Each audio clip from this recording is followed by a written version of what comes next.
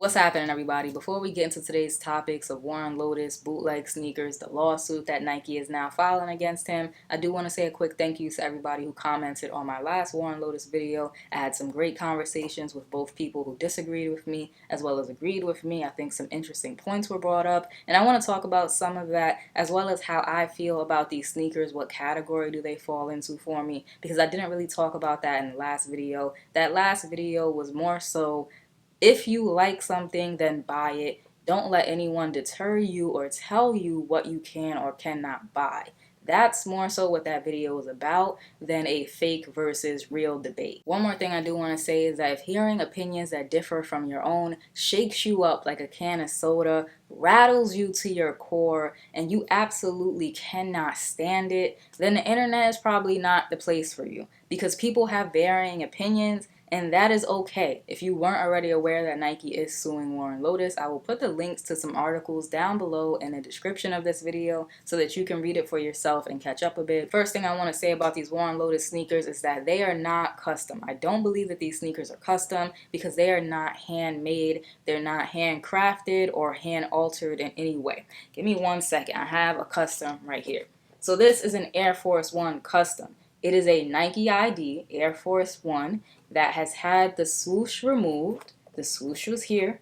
It was cut, taken off from the shoe, and then replaced with this kind of bone pattern here inspired by Halloween. I haven't showed these on the channel yet. It was supposed to be an unboxing for next week, but you're getting a sneak peek. So this is what I would consider a custom. Someone did this by hand, and the base is an authentic Nike Air Force One made on Nike ID. So if it's not a custom, is it a fake? No, fakes in my opinion are created with the intention of fooling someone into thinking that they got a genuine product, or bought with the intention of fooling other people into thinking that you have a genuine product. I don't believe that Warren Lotas is manufacturing these or selling these in a way that would confuse anyone who did their research or even just read the description before they bought it. If you purchased these, if anyone purchased these and honestly thought that they were getting a pair of Nike Dunks, then that person did not do their research, because it's a quick Google search. And again, it's as simple as reading the description before you purchase the product. It says, this is a Warren Lotas product. No affiliation with Nike has been mentioned. I would put the Warren Lotas into a third category of like a reinterpretation, and I use that word loosely because not much has been reinterpreted on the shoe. I would also call it, a novelty sneaker or a bootleg, even though bootleg does have a negative connotation that is slowly falling away, but that negative connotation is still there when you say bootleg. And what I mean by bootleg is it's on the same lines of like the Air Jordan 1s with the lightning bolts or the hearts or the butterflies or the guns or whatever the hell else that have been coming out, as well as Vandy the Pink, as well as all of those other people who are making these bootleg dunks. It's the same stuff. Now I want to talk about two things that have kind of been thrown around the most in discussion about these shoes. The first of which is that Warren Lotas is tricking people. Now, if anyone bought these shoes and thought that they were getting a genuine Nike Dunk, they did not do their research, because it's a quick Google search or reading the description of the product before you purchase it. That's all you would have needed to do to see that this is not a Nike product. And then from there, you make up your own mind on whether or not you're going to purchase them. These were not advertised as Nike Dunks. Does the shoe look damn similar to a Nike Dunk? Yes, we've already established that. But it is on the buyer to know what they're purchasing. Another thing, or like comparison, that gets brought up a lot, I've brought it up, people who disagree with me have brought it up, is Ari and the Menthol 10s. I will also link the documentary in the description if I can find the link, but I know that the documentary, you can find it. Just Google it, you can stream it somewhere. It's available for you to watch. So I suggest you go watch it if you're one of those people who are like, bootlegging is new and these people are ruining the sneaker community, because bootlegging is not new. It's been done for years. So there's really two arguments when it comes to Ari and the Menthol 10s. There's some people who say, there's a right way and a wrong way to bootleg. And Warren Lotas is doing it the wrong way, because Ari and the Menthol 10s, that sneaker had a purpose. It had a story.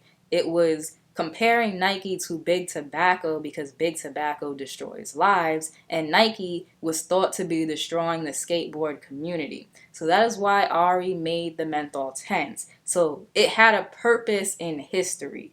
The Warren Lotuses do not have a purpose in history. They are not creative. They are not unique. And that is coming from someone who bought not one pair, but two, if they ever show up now because of the lawsuit. But I don't think that there's a right way and a wrong way to bootleg. I think bootleg is bootleg, cut the shit. But I will say, Ari and the Menthol 10s, there was a purpose for that shoe. There is no real purpose for the Warren Lotuses other than I like them, so I bought them, and I'm gonna buy what I like. Then you have the people who believe that since Warren Lotas is being sued right now by Nike, and Ari was sued by Nike and Newport in the past, that wrong is wrong, and across the board it shouldn't be done. Nike is just protecting their property and protecting the legacy of the dunk, and if you want to believe that, sure. I mean, there's also the argument that this lawsuit will just send the sneakers up in price. It will drive the resale price up. It will make the shoes more controversial, and that in turn will make people want them even more. It will make other people want to do this even more because people want what's forbidden. They want what they can't have. Now that Nike is trying to put a stop to the production of the shoes, it will send the price of the shoes that already are made through the roof. That's an argument as well. If you ask me, the timing of the lawsuit is what's getting me. I think that that is very iffy because if they had an issue with the shoe, why not shut it down when the first shoe was released? When the first shoe was announced, why not shut it down then? And maybe they did reach out to Warren Lotas and he just kept ignoring them. I don't know. I'm not in the rooms when these conversation happens, and neither are you. So the people in the comment section who are like, oh, cease and desist, cease and desist. You're not in the room when these things, take place. This could have been in the works. It could have not been in the works, and Nike just decided to do it. But my thinking is more so, why now? Why right now that there's other two shoes in production? Nike Dunks are the hottest silhouette of the year. So all of this publicity, all of this controversy is polarizing, and it's good for the both of them. There are people out there who believe that this is not about opinion and it's about right and wrong. What Warren Lotas and what the guy who's making the Air Jordans with the Thunderball are doing are wrong, and I don't even like the Air Jordans with the Thunderball. Maybe that makes me a hypocrite because the Air Jordans with the Thunderball I do not fuck with. But I did buy these Warren Lotas joints. Does that make me a hypocrite? Yeah, probably. But I'm allowed to be a hypocrite, and so are you. You're allowed to hold two conflicting thoughts in your head at the same time. You can condemn fakes and not view these as a fake. That is okay. Just stand 10 toes down on whatever it is that you believe. Not what your favorite YouTuber believes, but what you believe from your own research and what you've read and what you've gathered. But people don't want to hear that. I'm going to end this video like this. Buy what you like. Build a collection you're proud of. Don't fall into the trap of trying to be this ultimate sneakerhead. I only buy this. I like this. I condemn this. Just because of what other people say, what your favorite YouTuber tells you to buy. That's not the way the sneaker community works. And I guarantee you, the sneaker community that you're trying so hard to impress is so much bigger than YouTube. It's so much bigger than Instagram. It's so much bigger than SneakerCon and all these other events. There are sneakerheads all over the world. So don't be so focused on trying to impress people and having a collection that everyone else is proud of except for you. If you enjoyed today's video, like, comment, subscribe, show a small YouTuber some love. I'll check y'all out in the next one.